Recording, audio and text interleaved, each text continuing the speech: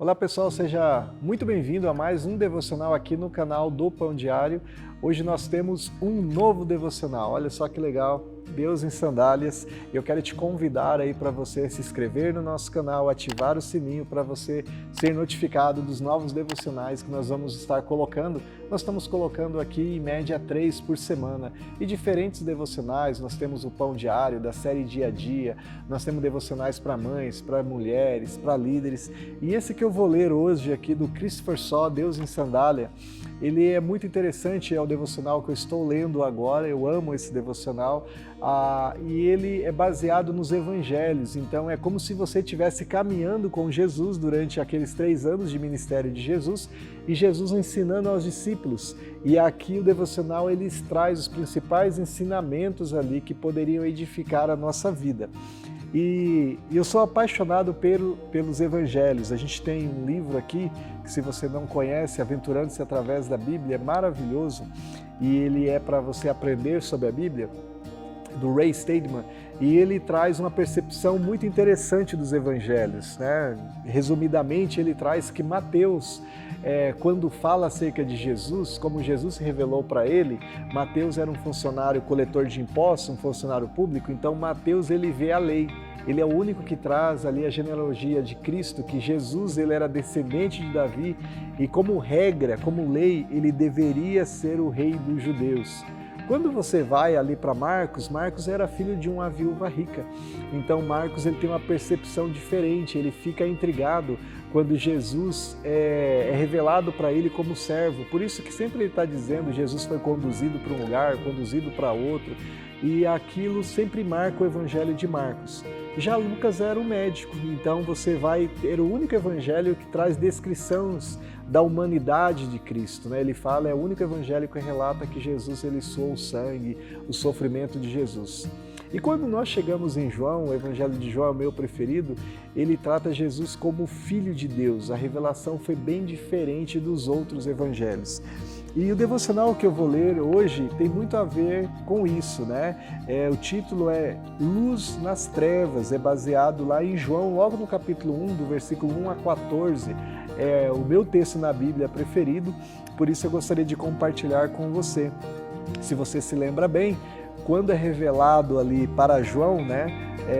Jesus ele já começa dizendo, né? No princípio era o Verbo estava com Deus, o Verbo era Deus, o Verbo se fez carne, ele habitou entre nós, né? E ele era a luz dos homens, e os homens o rejeitaram, mas a todos aqueles que receberam, ou seja, eu e você, deu-lhes o poder de serem feitos filhos de Deus.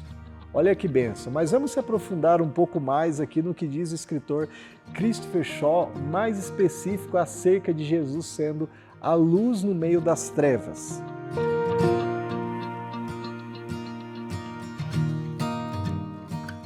A narrativa de Gênesis declara que disse Deus, haja luz, e houve luz. E viu Deus que a luz era boa e fez separação entre a luz e as trevas. Está lá em Gênesis 1. Do mesmo modo, o Evangelho de João, ele relata, a vida estava nele, a vida era a luz dos homens, a luz resplandece nas trevas e as trevas não prevalece contra ela. Gênesis 1, versículo 4 e 5. Devemos levar em conta que a escuridão era uma verdadeira limitação para a humanidade no tempo que o Evangelho foi escrito. Ao cair da tarde, no pôr do sol, a maioria das atividades do dia cessavam. As pessoas ainda não tinham meios de prolongar com iluminação artificial as horas úteis do dia, de modo que a noite apresentava sérios obstáculos à atividade humana. A analogia mostra quão profunda é a incapacidade do homem de discernir os caminhos que deve escolher para se apropriar da vida. Mesmo os que têm visão melhor, a noite não lhe permite ver coisa alguma com clareza. Tudo permanece na penumbra, escondido no mundo de sombras e silhuetas. A necessidade da luz cresce, pois sem ela prosseguir no caminho resultará em algo extremamente tortuoso e arriscado. O Filho de Deus, declara João nesse texto, é a luz que tantos homens necessitam. A sua luz, porém, não possui a qualidade transitória das luzes que os homens podiam produzir, tais como uma tocha, uma vela ou uma lâmpada. Elas permaneciam enquanto durava o combustível que as conservavam acesa. Quando essa luz acaba, quando esse combustível acaba, as trevas voltariam a se impor sobre todos. João afirma que, diferentemente desses precários meios, a luz de Cristo é a mais intensa que as trevas, de modo que a escuridão não pode vencê-la. Essa luz, diferentemente de outras luzes, possui vida própria, que lhes permite conquistar de forma definitiva os lugares onde antes as trevas imperavam sem qualquer restrição. É lógico afirmar, então, que estando mais perto da pessoa de Cristo, mais luz receberemos sobre a vida a qual temos sido chamados. O caminho para discernir com clareza o reino não se encontra no disciplinado e minucioso estudo das Escrituras, embora essa possa ser um dos meios para utilizarmos. A luz que buscamos não é alcançada com a mente, mas com o Espírito. A volta do Messias à Terra é a expectativa daquele momento em que as trevas deixarão de existir definitivamente, pois chegará o dia em que não haverá noite. E as pessoas salvas não precisarão de luz de candeia nem luz do sol, porque o Senhor Deus brilhará sobre eles e reinará pelos séculos dos séculos.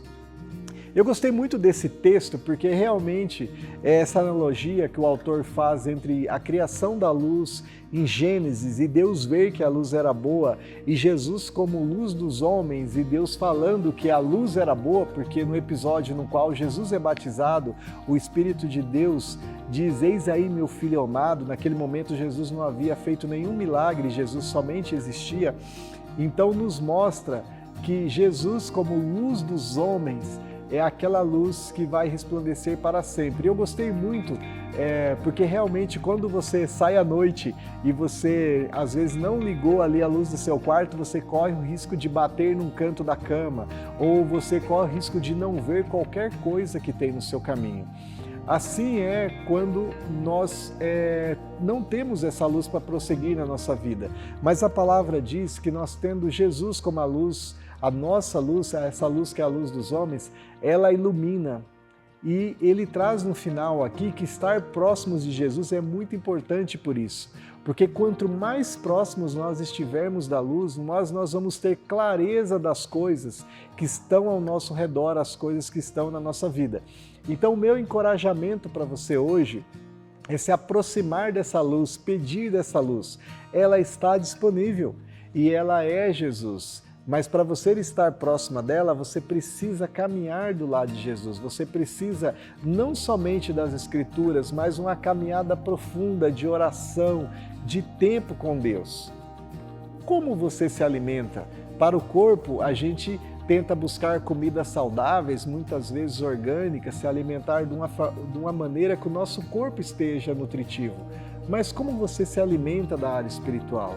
É muito importante você caminhar do lado de Deus e se alimentar de coisas boas, se alimentar da luz, para que você perceba qual é o caminho que você deve seguir e qual é o caminho preparado de Deus para a sua vida.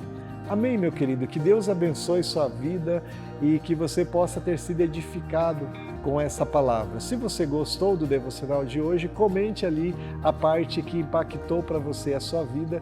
Curta aí também e compartilhe com seus amigos para que mais pessoas possam estar tendo acesso à palavra de Deus e ser alimentado pela palavra dele. Também te convido a ver aqui do ladinho, do lado esquerdo, os outros devocionais que nós temos disponível para abençoar a sua vida. Deus abençoe e até o próximo devocional aqui no canal do Pão Diário.